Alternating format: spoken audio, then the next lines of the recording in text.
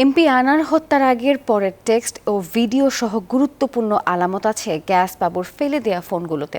এরই মধ্যে কাশিমপুর থেকে ঝিনাইদহ কারাগারে নেওয়া হয়েছে অভিযুক্ত কামাল আহমেদ ওরফে গ্যাস বাবুকে।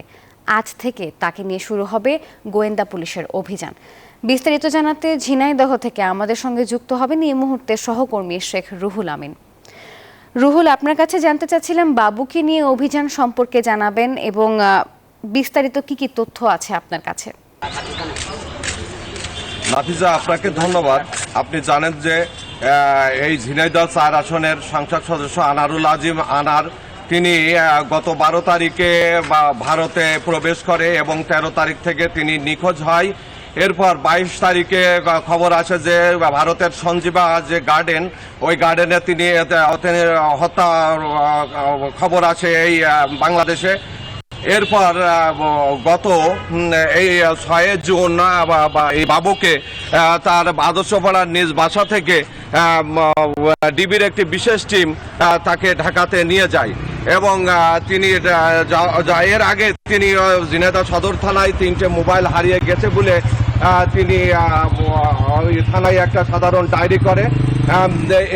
এই যে তদন্তকারী কর্মকর্তা এই ওয়ারি জোনের ডিবির তিনি মাহফুজুর রহমান, তিনি ওই বাবুকে এই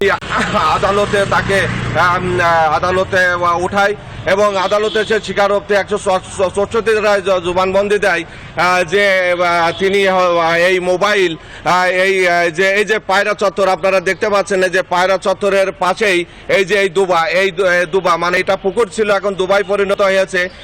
এই দুবাই সেই এই মোবাইল ৩টা ছুঁড়ে ফেলেছে এবং আরেকটা পুকুর আছে তার বাসা থেকে অদূরে স্টেডিয়ামের পাশে একটা পুকুর। এই ২টা পুকুর নজরদারিতে রাখা হয়েছে এবং বাবুকে হলো কাশিমপুর কারাগার থেকে এই ঝিনাইদহ কারাগারে রাখা হয়েছে।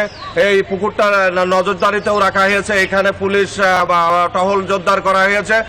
এখানে আমরা যেটা জেনেছি যে ফায়ার সার্ভিস কর্মী, যারা ডুবুরি দল এবং হলো কিছু জেলেকে খবর দেওয়া হয়েছে এখানে জাল ফেলা হবে এবং এখানে তল্লাশি অভিযান শুরু হবে।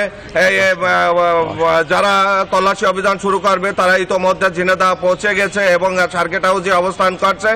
এখানে আমরা দেখতে পাচ্ছি যে পুলিশও এদিক ওদিক ঘোরাফেরা করছে এবং গোয়েন্দা নজরদারি বাড়ানো হয়েছে।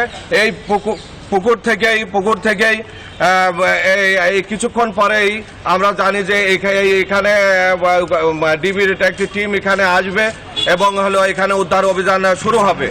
তা নাফিজা, এই ছিল আমার কাছে গ্যাস বাবুর মোবাইল উদ্ধারের সর্বশেষ তথ্য।